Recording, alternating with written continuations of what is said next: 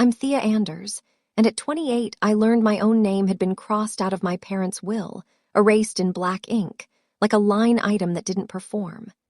My mother looked me in the face that afternoon and called me their biggest disappointment. My father sat 3 FT away and said nothing.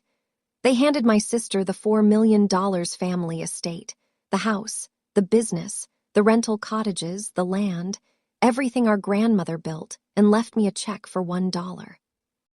I thought that was the worst part. It wasn't. What me sister had done behind my back to make it happen was worse. And what I did about it 3 years later, when my lawyer picked up the phone and called theirs, that's the part my father still can't explain. He just kept repeating the same thing over and over, like saying it enough times might make it stop being true. But I'm getting ahead of myself. The morning everything cracked open started with a family meeting at my grandmother's house. I drove 4 hours thinking we'd discuss her estatitogether as a family. Turns out the decisions had already been made. I was the only one who didn't know. Welcome back to calm drama stories. Quiet stories about people who got underestimated and the dignity they built when no one was watching.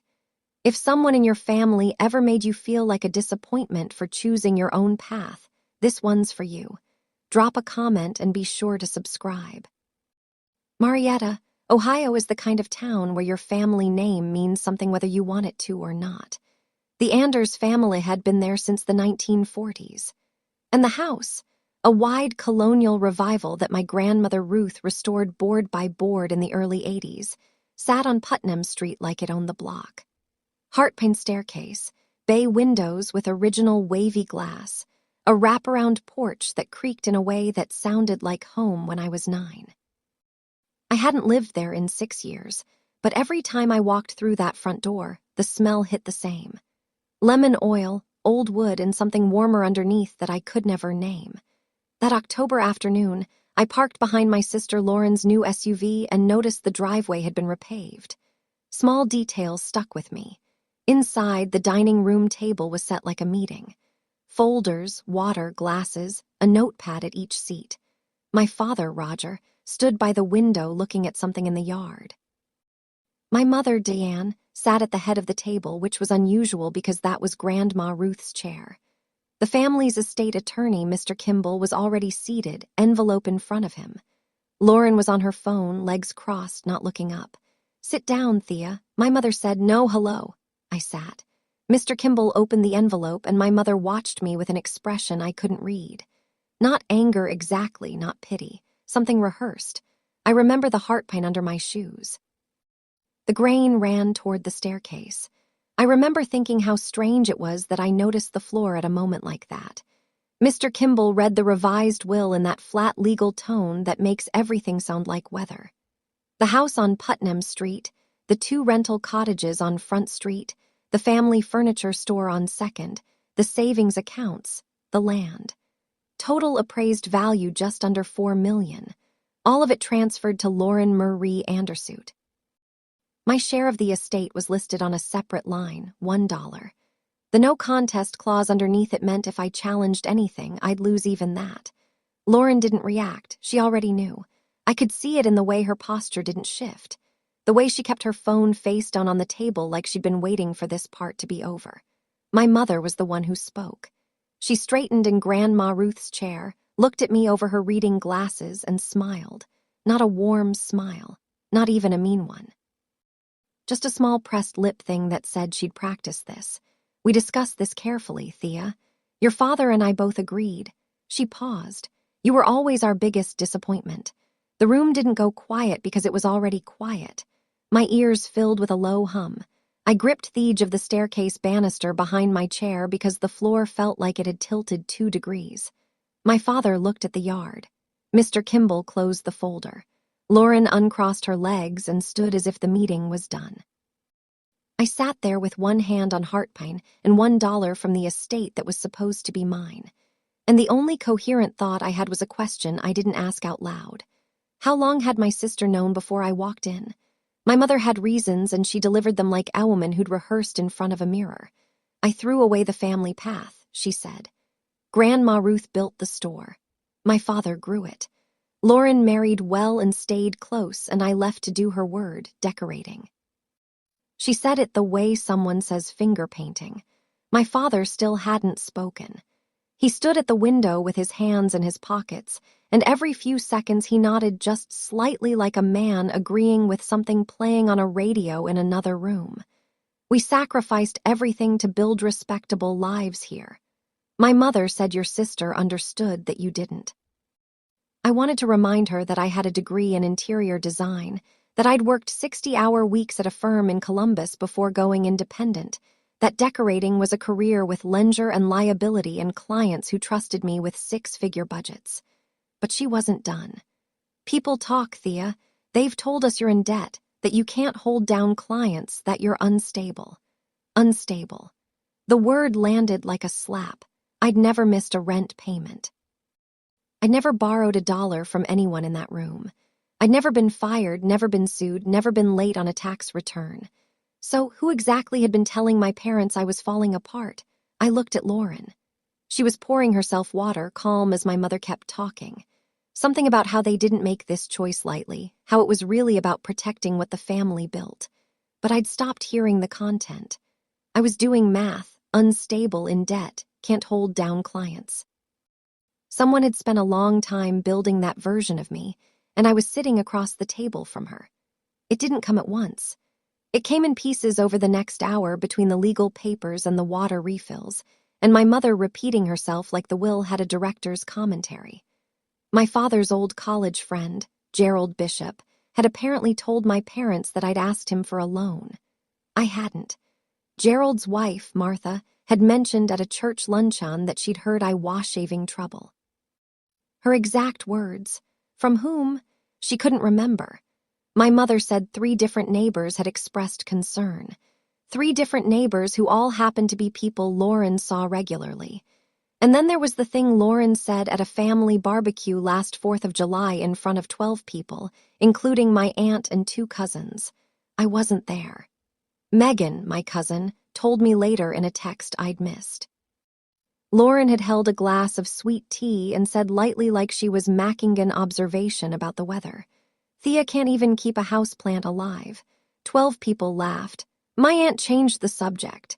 But the line stuck. It stuck because it was small enough to be funny and sharp enough to be a verdict. It wasn't about houseplants. It was about competence. And Lauren had been running that campaign for almost 2 years. A word here, a concerned sigh there, a little headshake when someone mentioned my name until the version of me that existed in Marietta was someone I'd never met. A mess, a flight risk, a girl who couldn't even keep a houseplant alive. By the time my parents revised the will, they weren't cutting out their daughter. They were cutting out a character Lauren had written for me. I just hadn't been in the audience. The one thing in that will that didn't go to Lauren was a cedar box. Grandma Ruth left it to me specifically by name in a clause Mr. Kimball read almost as an afterthought. A small box made of eastern red cedar brass hinges, a tin-latch that clicked when you opened it. I'd seen it on her dresser my whole life, but I'd never looked inside. She died 11 months before the family meeting, and the box had been sitting in a storage closet at the house since the funeral. My mother brought it out and set it in front of me like it was a consolation prize. Lauren looked at it and then at me. She left you a box, she said. Fitting, I picked it up. It was lighter than I expected. The cedar smell was still strong. That sharp, clean scent that meant Grandma's bedroom, Grandma's hands, Grandma measuring fabric at her sewing table with a little brass measuring tape she'd had since before I was born. I didn't open it. I couldn't. Not in that room. Not in front of the people who just reduced me to $1 and a cardboard box. I'll keep it, I said. Thank you. Lauren looked at my mother. My mother looked at the table. My father looked at the yard. Nobody asked me to stay. Nobody asked me how I felt. Nobody said they were sorrier that this was hard or that it didn't mean they didn't love me.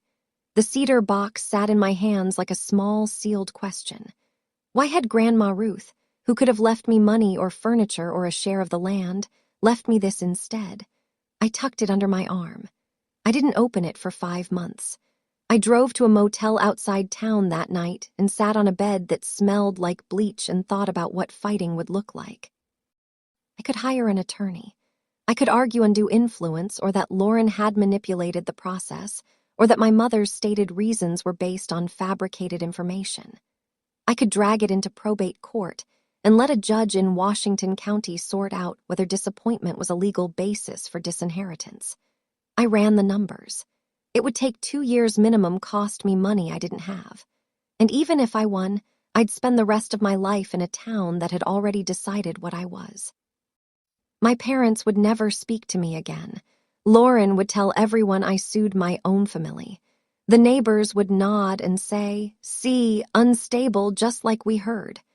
So I made a different choice. I would not fight for a seat at a table that had erased me. I would build my own table somewhere else. I picked Asheville, North Carolina, because a designer I'd worked with once told me the historic housing stock was gorgeous. The renovation market was growing, and nobody there would know or care that Thea Anders was somebody's biggest disappointment. I called my landlord in Columbus and gave 30 days' notice. I sold my couch, my bookshelf, and my coffee table. Things I'd picked out with care because that's what designers do. We choose things and netted $1,100. I loaded my car with clothes, a drafting kit, a laptop, and Grandma Ruth's cedar box. It sat on the passenger seat, still sealed. I pulled out of the motel parking lot at 6:00 in the morning, and Marietta shrank in my rearview mirror until it was just a smudge on a gray Ohio sky. 7 hours on I-77 South. I counted the miles in state lines, Ohio to West Virginia to North Carolina. My bank account had $3,200. My credit score was 740 because I'd never missed a payment. No matter what Lauren told the neighbors, I had no job waiting, no apartment secured, just a listing I'd found for a furnished room above a frame shop on Haywood Road in West Asheville for $650 a month. The room was smaller than my old closet. One window, one radiator, one outlet that worked reliably. I set Grandma Ruth's cedar box on the windowsill that first night and sat on the twin bed and stared at it. The latch caught the street light. My hand went out. I touched the brass hinges. I almost opened it. My thumb was on the clasp when something stopped me. Not fear exactly, but a sense that whatever was inside was the last new thing Grandma Ruth would ever give me. And once I opened it, that would be done too. I pulled my hand back. My fingers were shaking. And I told myself it was the cold. You were always our biggest disappointment. The words sat in my skull like furniture I hadn't asked for. They were there when I brushed my teeth. There when I turned off the light. There when I lay in a strange bed in a strange city and listened to the radiator tick. I didn't know if interior design could support me in a town where I knew no one. I didn't know if I'd ever stop hearing my mother's voice in every quiet room. But I knew one thing with absolute clarity. I was not going back. Whatever I was about to build, it would be mine. No one else's name on it. No one else's permission required. The first 6 months in Asheville were the hardest stretch of my adult life. I got a part-time job at a furniture showroom on Biltmore Avenue. $12 an hour employee discount I couldn't afford to use. Mornings, I'd stage the floor displays.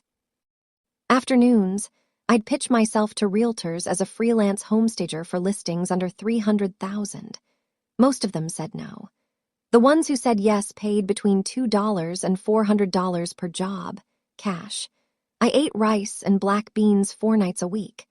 I washed my hair with bar soap for 2 months because shampoo felt like a luxury I hadn't earned yet.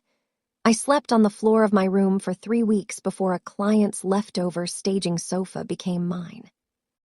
I studied for my North Carolina registered interior designer credential at the kitchen counter of the frame shop downstairs, where the owner let me use the Wi-Fi after hours in exchange for reorganizing his display wall. I filed the LLC paperwork myself, $60. I read every clause twice. Nobody helped me. Nobody checked in. I didn't call home and home didn't call me. But there was a moment, small, easy to miss, that kept me from quitting. A realtor named Deborah in Montford had me stage a 1920s bungalow that had been sitting on the market for 90 days. I walked through the rooms and saw what they could be. I moved the furniture, changed the lighting angles, brought in 2 borrowed plants and a linen runner. Deborah came back for the photos and stopped in the living room doorway. "You see space differently," she said. It wasn't a big compliment. It wasn't a career, but it was the first time in 6 months that someone looked at my work and didn't see a disappointment. I met Nathan Cole on a Tuesday in March in a half-gutted kitchen in Montford. Deborah had referred me to a homeowner who wanted a full interior redesign of a 1910 Craftsman. And when I showed up with my binder and my measuring tape, not Grandma's, the cheap one from the hardware store, there was already a man standing in the framing studying the joists. Nathan was a general contractor who specialized in historic homes. Broad shoulders, paint-flecked boots, a level clip to his belt like other people carry phones. He'd been restoring houses in western North Carolina for 11 years. He looked at my preliminary sketches and stopped on the one where I'd rerouted the pantry wall to save the original built-in china cabinet. "That's a load-bearing wall," he said. I pointed to the beam transfer I'd drawn. He looked at it for a long time. "You drew a structural solution inside a design sketch," he said. "Most designers just draw the pretty version and let me figure out the rest." That was the beginning. Nathan didn't offer me money. He didn't rescue me. He offered something more practical, a partnership. He said if I could design restorations that respected the original bones of a house, he could build them. 50-50 transparent books, separate roles. I hesitated, not because the deal was bad, because for a year I'd been proving I could do everything alone. And saying yes to a partner felt like admitting I couldn't. Perfectionism over responsibility, the habit of carrying everything yourself because the last time you trusted a group, they voted you out of the family. I said yes anyway. "You design it right, I'll build it right." We shook hands in a kitchen with no floor. We called the firm Lark Design Plus Build. Nathan's idea. Larkspurs grow wild in the Carolina mountains, and he said they looked delicate but had root systems that could crack concrete. I liked that. Our first real project was a 1924 bungalow in West Asheville, the same street where my rented rooms sat above the frame shop. The homeowner was a retired English teacher named Doris who wanted the house brought back to what it had been when her parents bought it. Original molding profiles, period-appropriate hardware, and a heart-pine staircase that had been carpeted over in the 70s. The day we pulled the carpet and found the wood underneath, tight grain, amber, dark, not a single board rotted. I stood at the bottom and put my hand on the banister and felt something move in my chest.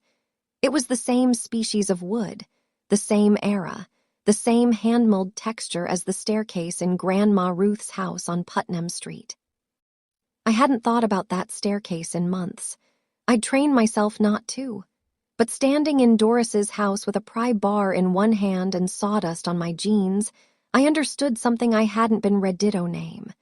I kept choosing old houses because I was trying to save the one I'd lost.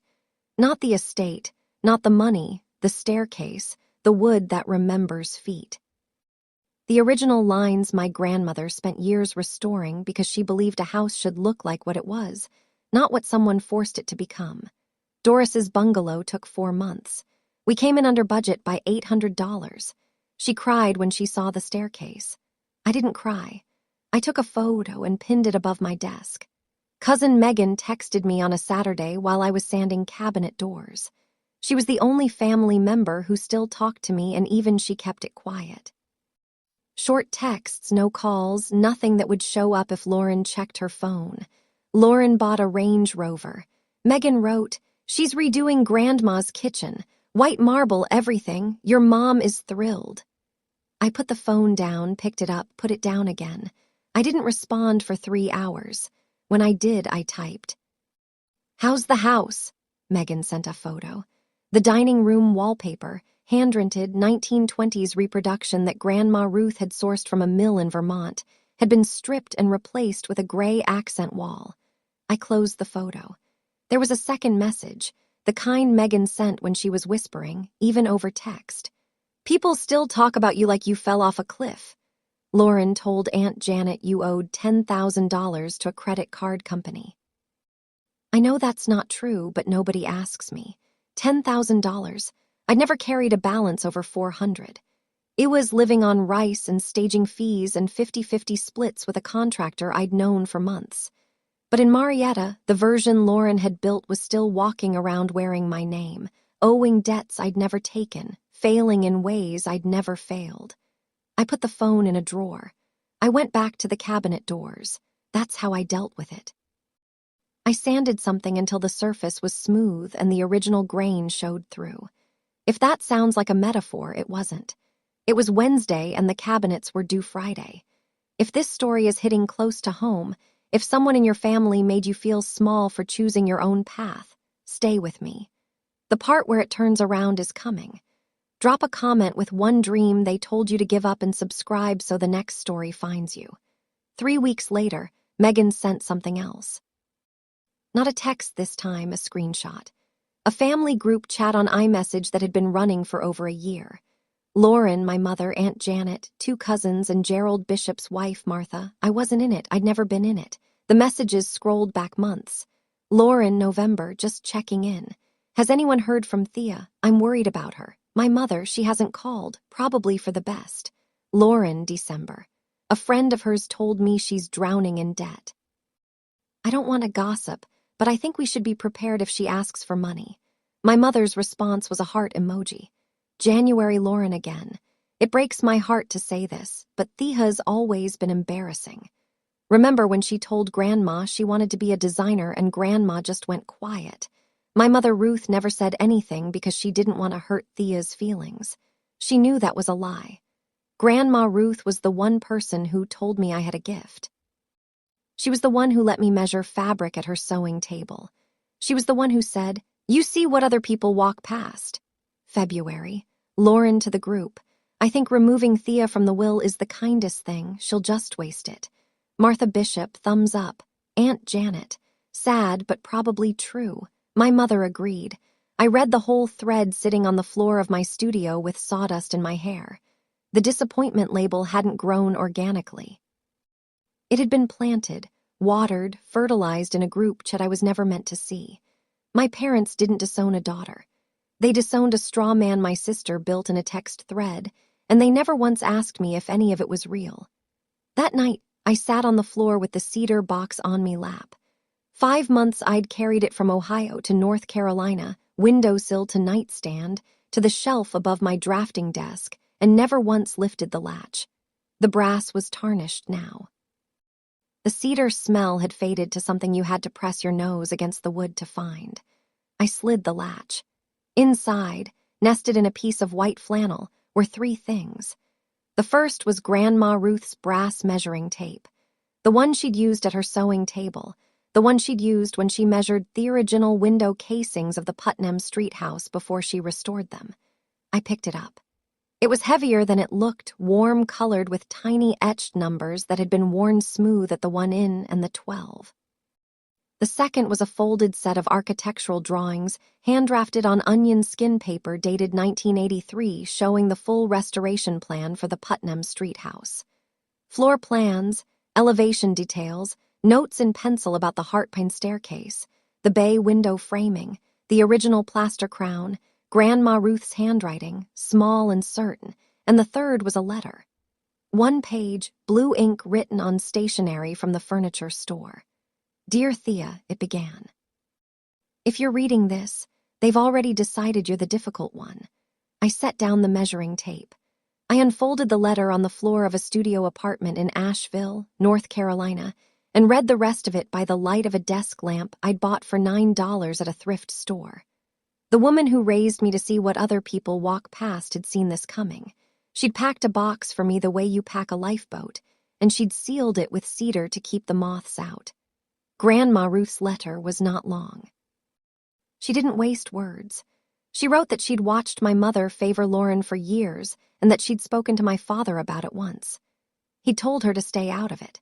She wrote that she knew Lauren talked about me behind my back and that she told Lauren to stop and that Lauren had smiled and changed the subject the way people do when they have no intention of listening.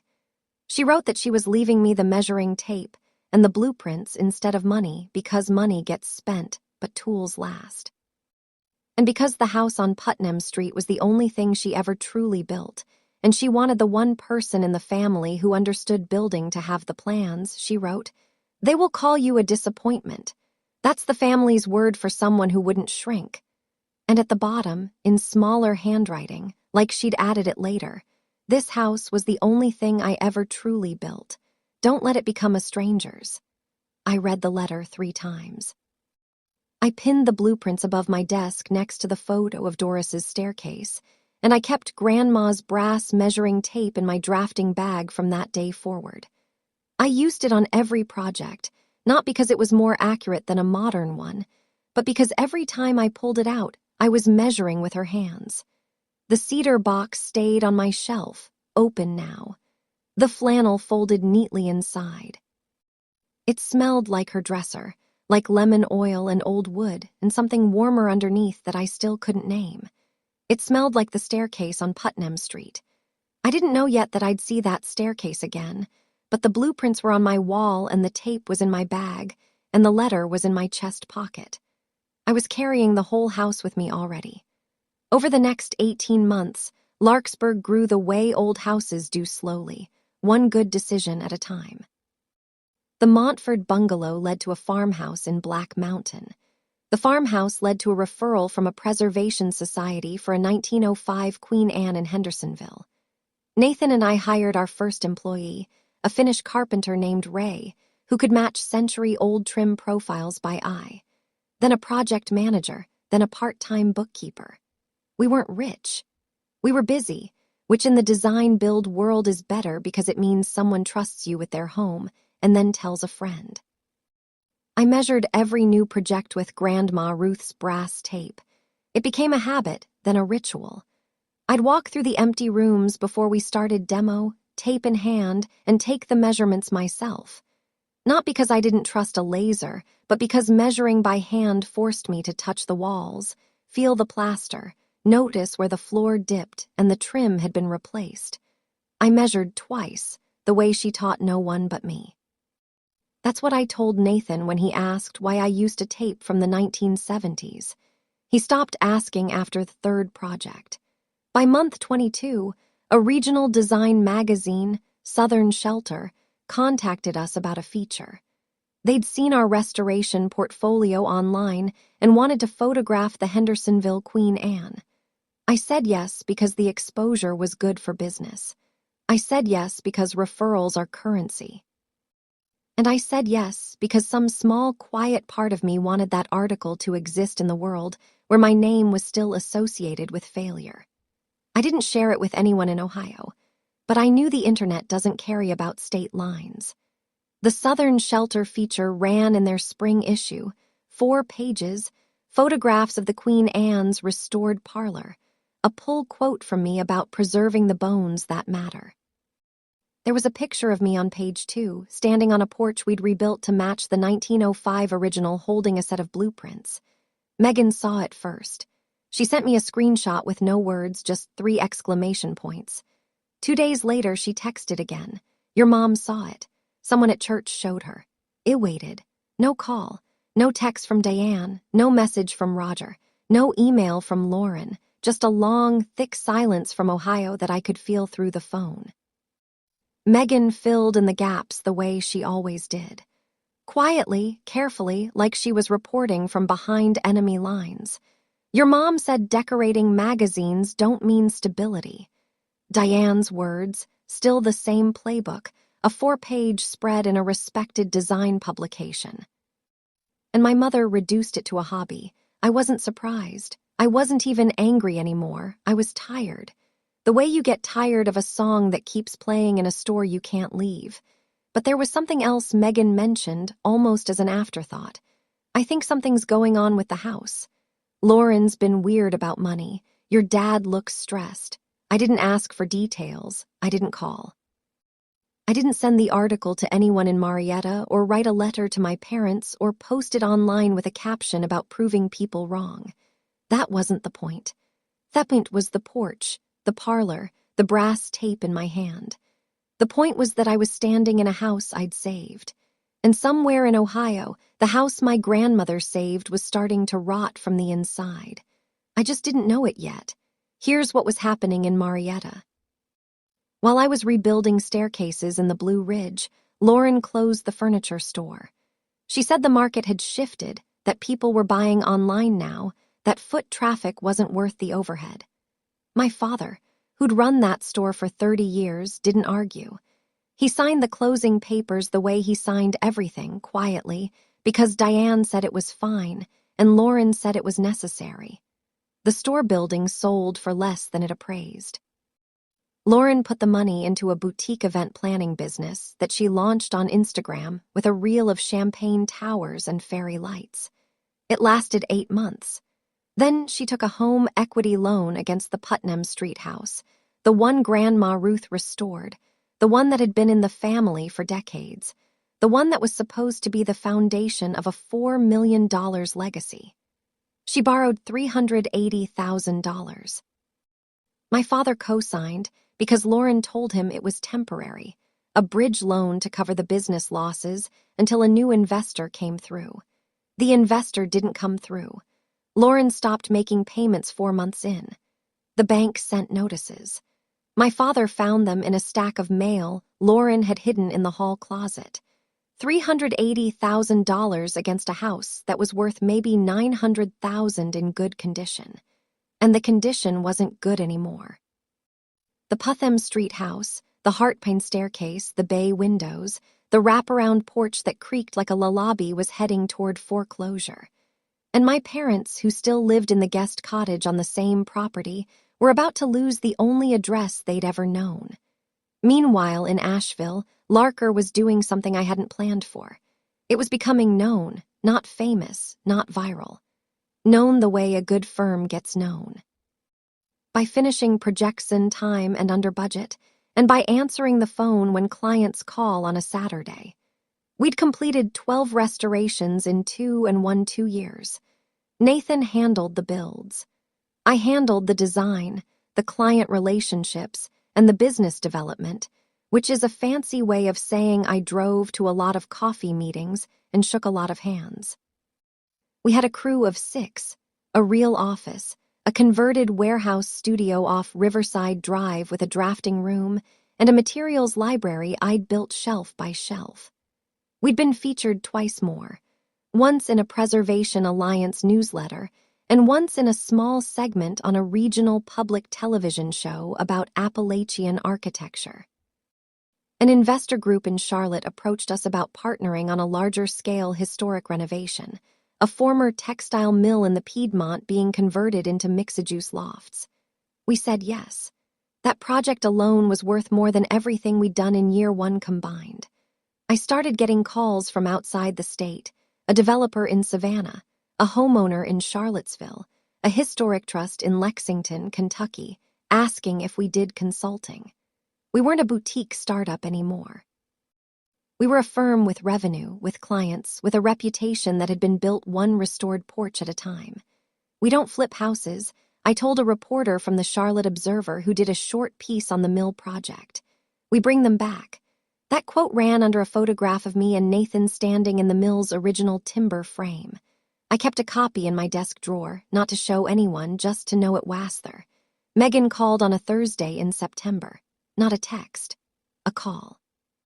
That meant it was bad. The house is being listed. She said, Len can't cover the loan. Your dad tried to refinance, but the bank said no. There's a developer from Columbus who wants to buy the lot and tear down the house to build a townhouse cluster. I was standing at my drafting desk. Grandma Ruth's blueprints were pinned to the wall directly in front of me. The elevation drawing of the front facade, the pencil notes about the staircase, the bay window dimensions in her small, certain handwriting. How bad is the house? I asked. Megan sent photos while we were still on the phone. I opened them one by one.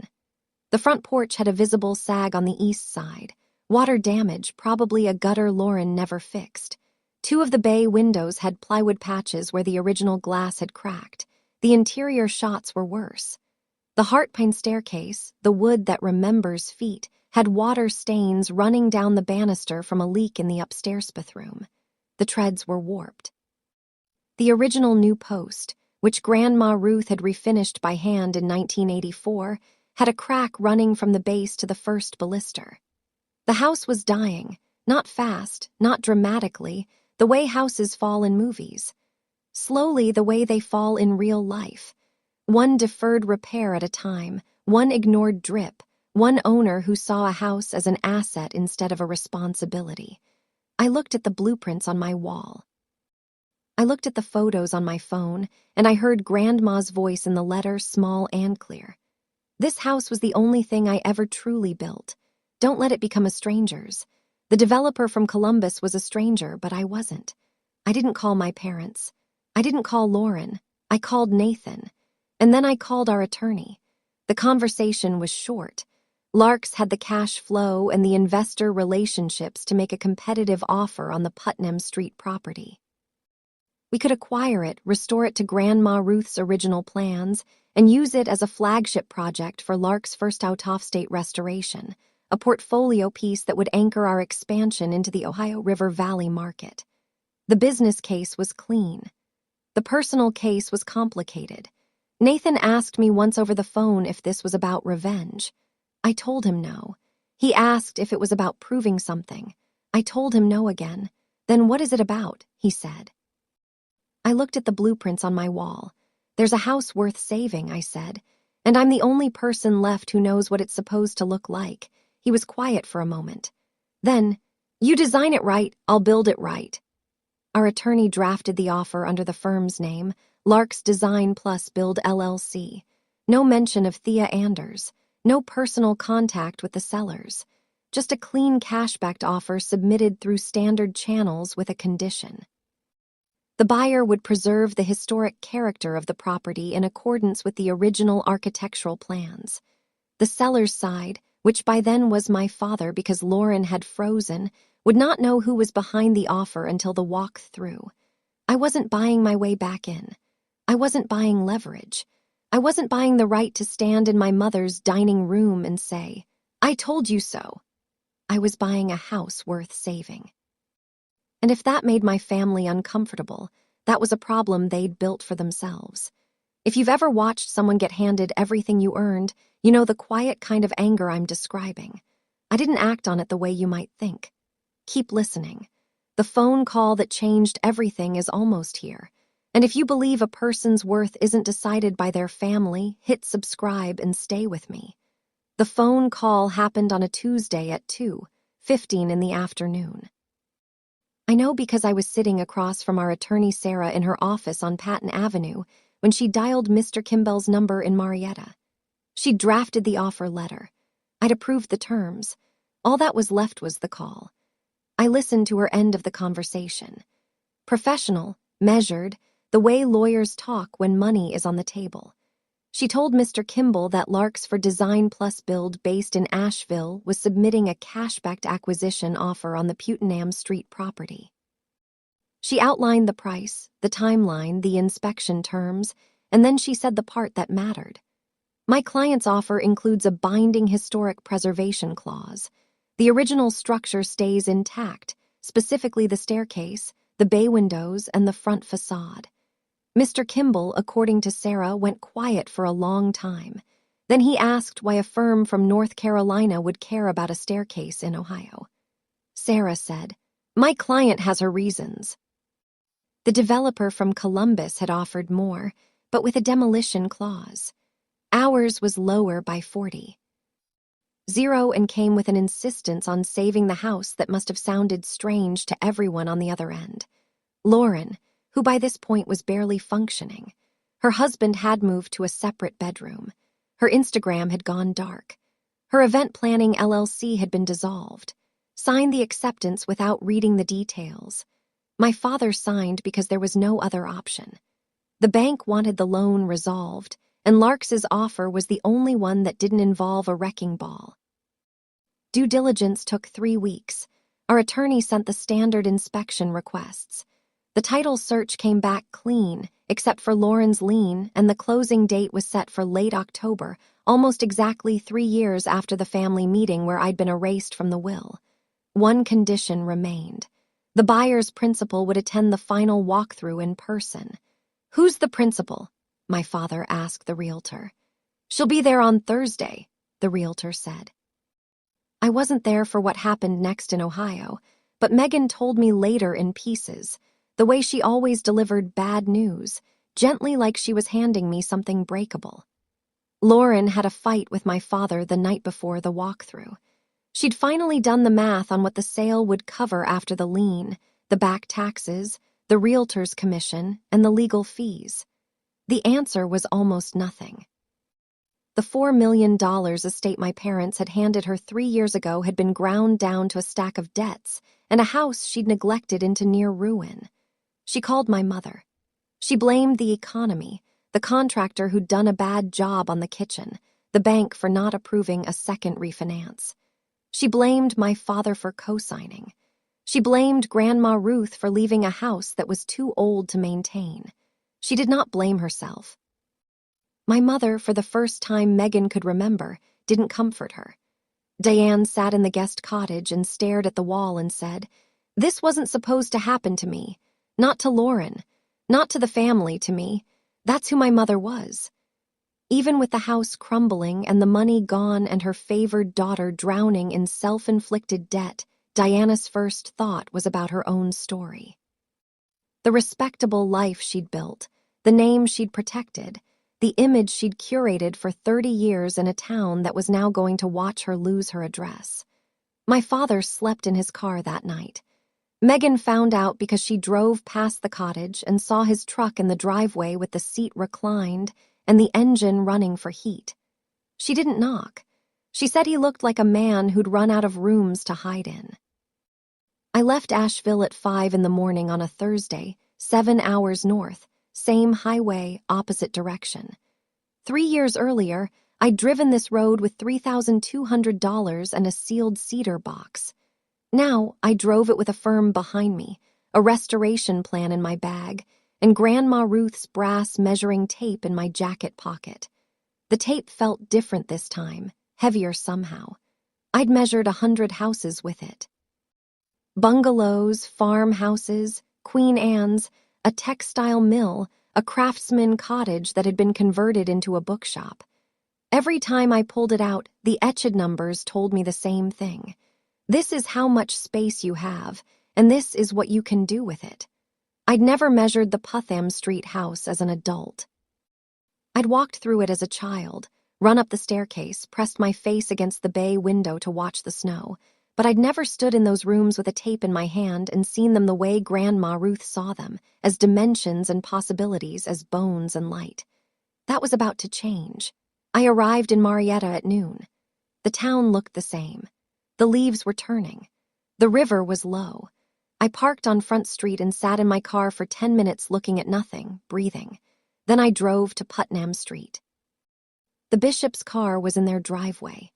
Gerald and Martha, the neighbors who'd passed along Lauren's gossip, who'd told my parents I'd asked for a loan I never asked for. They were attending the walkthrough. The realtor had invited them as a courtesy because they shared a property line. They'd be standing in the house when I walked in. I checked my jacket pocket. The tape was there. I got out of the car.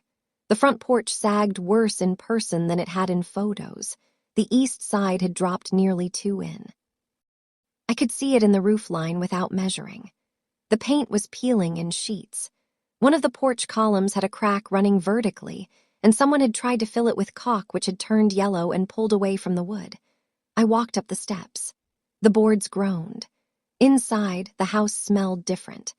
Not lemon-oiland warmth, mildew, dust, the ghost of that hand-rented wallpaper Grandma Ruth had sourced from Vermont, now replaced by flat gray paint that was already bubbling near the baseboard.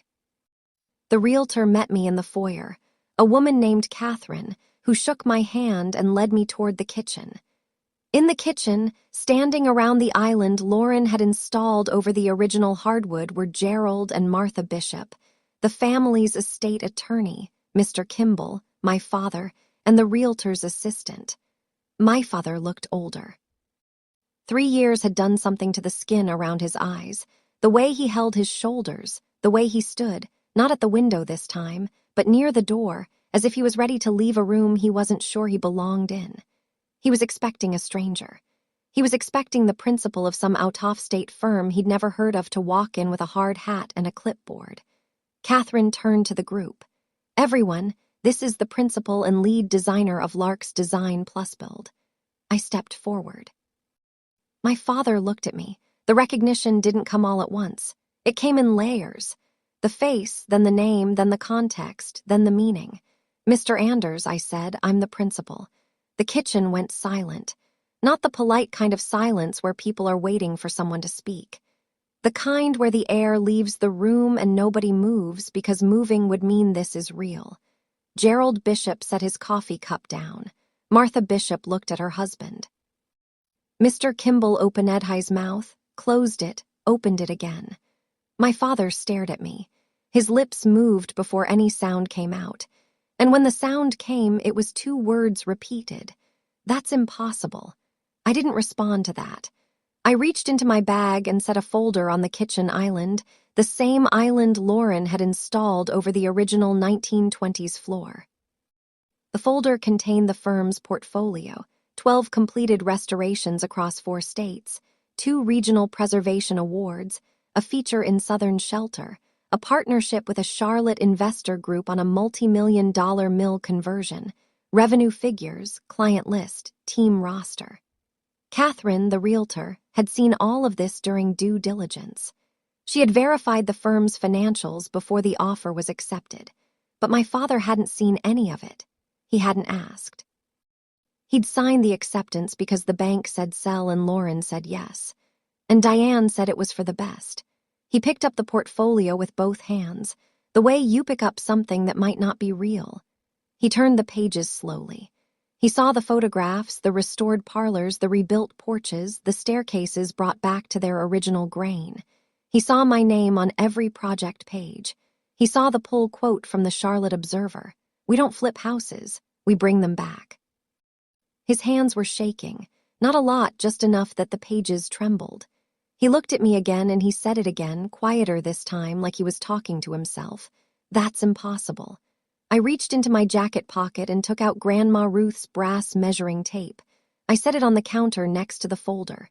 "Her blueprints are in the car," I said. "I'm finishing them." My mother arrived 12 minutes late. I know because Catherine noted the time for the walkthrough log. Diane came through the front door in a navy cardigan and reading glasses, and she stopped in the kitchen doorway the way you stop when you've walked into the wrong room at a party. She looked at me. She looked at the folder on the counter. She looked at my father, who was still holding a page of the portfolio and hadn't spoken since the last time he said those 2 words. "What is this?" she said. My father told her, or tried to. He said Thea and the firm, and she's the buyer. And then stopped because there wasn't a sentence in his vocabulary for what was happening. Diane's face went through 3 phases in about 45 seconds. The first was shock, genuine, the kind you can't fake. The second was calculation. I watched her eyes move from the folder to me to the Bishops to Mr. Kimball, measuring who knew what and how this would look. The third was tears. "Thea," she said, and her voice cracked on the second syllable. "We're still your family after everything. We're still family." I didn't move. She stepped toward me. "We made mistakes. We should have listened. But you're here now, and that means something. That means we can fix this." I looked at her. She was screaming the way she'd smiled at the will, reading with precision, every tear calculated for maximum effect, every quiver of the lip aimed at the audience in the room. "You called me your biggest disappointment," I said. The words were flat. I didn't raise my voice. I didn't need to. Diane's tears stopped. The calculation came back harder this time. "That was 3 years ago." She said people say things. "You didn't just say it. I said you planned it. You all did." Her jaw tightened. I am not the villain her. "Thea, I didn't argue. I didn't have to." Every person in that kitchen had heard the words, and the folder on the counter said the rest. I picked up Grandma Ruth's measuring tape and walked to the staircase. The kitchen was behind me. My mother was behind me. The Bishops, Mr. Kimball, Catherine, my father, all behind me. I could feel them watching, but I wasn't performing. I was working. The heart-pine staircase was worse than the photos. The water stain ran from the 3rd tread to the 9th, darkening the grain in a pattern that looked like a bruise. The banister wobbled when I touched it. The new post crack had widened since Megan's photos. You could fit a fingernail in it now. I pulled the brass tape from its case and measured the first tread 11 3/4 in. I measured the riser 7 1/2. I wrote the numbers in a small notebook I kept in my back pocket, the same way Grandma Ruth wrote her numbers on the blueprints, small and certain. I measured the banister height, the baluster spacing, the angle of the turn at the landing. I ran my hand along the rail where the finish had worn through to bare wood, and I could feel the decades of palms that had touched it. My grandmother's, my father's, mine when I was small enough to reach up instead of down. Gerald Bishop was standing at the bottom of the stairs. This was the man who told my parents I'd asked him for a loan. This was his wife, Martha, who'd spread concern about me at a church luncheon. They were watching me measure a house they had helped take from me with a tape that belonged to the woman who built it. I didn't say a word to them. I didn't have to. The measuring tape said it. The notebook said it. The fact that I was standing in this house as the buyer, not the beggar, not the disappointment, not the girl who couldn't even keep a houseplant alive. That said everything Lauren had spent 2 years trying to erase. Off by an inch on the new post, I said to Catherine, writing it down. Grandma would have noticed. I came back to the kitchen. My mother was standing with hair arms crossed, the tears gone, replaced by something harder. My father hadn't moved. Lauren wasn't there. She'd stayed in the guest cottage, and I hadn't asked about her. This wasn't about Lauren anymore. Mr. Keimel, who'd read the will that erased me 3 years ago, was now holding the purchase contract that put my name on the deed. I spoke to the room, not to anyone in particular. The closing would proceed as scheduled. Larks would restore the house to its original 1983 plans, Grandma Ruth's plans. The work would take approximately 8 months. During that time, the guest cottage would remain habitable. I was prepared to offer my parents a lease on the cottage at fair market rate. $750 a month for up to 1 year, giving them time to find a new arrangement. The lease was a business courtesy. It was not a reconciliation. It was not an invitation. It was not the beginning of a conversation about what they'd done or why. You're renting us our own home. My mother said, it's not your home. It said, it hasn't been since you signed it over, and after today it's mine. Diane's face went red. You ungrateful. She stopped herself, not because she didn't have the words, but because Gerald and Martha Bishop were standing 4T away, and the story Diane Anders told in this town depended on her being the reasonable one. I'm saving the house, I said. I'm not saving the story you told about me. My father looked at the floor. Diane looked at the Bishops. The Bishops looked at each other. Mr. Kimball closed his folder. The room had nothing left to say. We signed the closing papers the following Monday in Mr. Keimel's office on 2nd Street, 3 blocks from the furniture store that no longer existed. The transaction was clean. Title transferred to Lark's Design Plus Build LLC. The lien was satisfied. The bank was paid. Lauren, who attended by phone because she couldn't face the room, said 3 words the entire call. I understand. And yes, my father sat across the table from me and signed where Mr. Kimball pointed. When it was done, when the keys were in my hand and the deed was filed, and the house on Putnam Street belonged to the firm I'd built with rice dinners and a brass measuring tape, my father looked at me one more time. He didn't say he was sorry. He didn't say he was proud. He said those 2 words again, barely above a whisper, like a man testing the weight of something he couldn't put down. That's impossible. I didn't correct him. I put the keys in my pocket next to the tape. I walked out of the office and stood on 2nd Street and looked at the sky over Marietta, which was the same gray it had been the morning I'd left. Then I went to the house.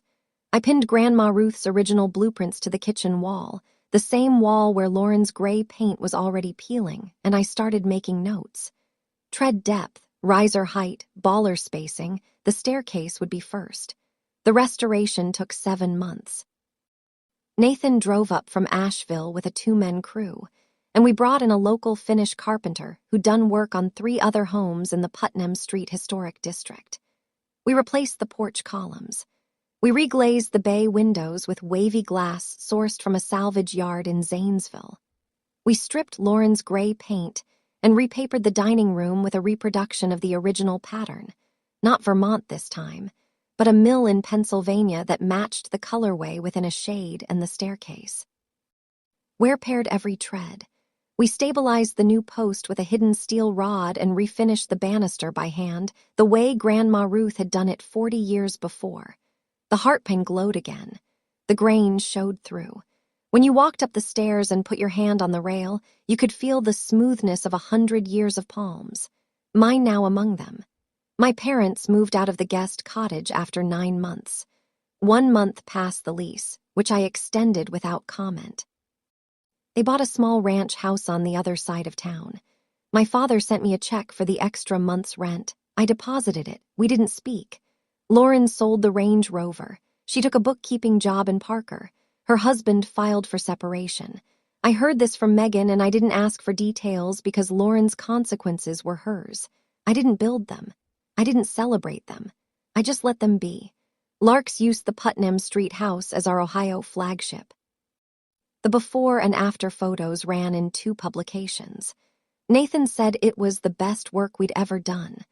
I told him it was the only house I'd ever restored that already knew my name.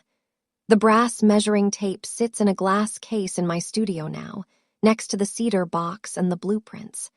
I don't use it on projects anymore. The numbers are too worn, but I keep it where I can see it because it reminds me of something I needed 3 years to learn. The person they crossed off the will was the only one who ever knew how to build something that lasts. And your family's permission was never the thing that made you worth anything. That's my story. A house my grandmother saved, a name they crossed off, and a brass measuring tape that outlasted every word they used against me. If someone once told you that you'd never amount to anything, go build the quiet life that proves them wrong, and let that be enough. Share this with someone who needs to hear it today. Drop a comment, hit subscribe, and I'll see you in the next.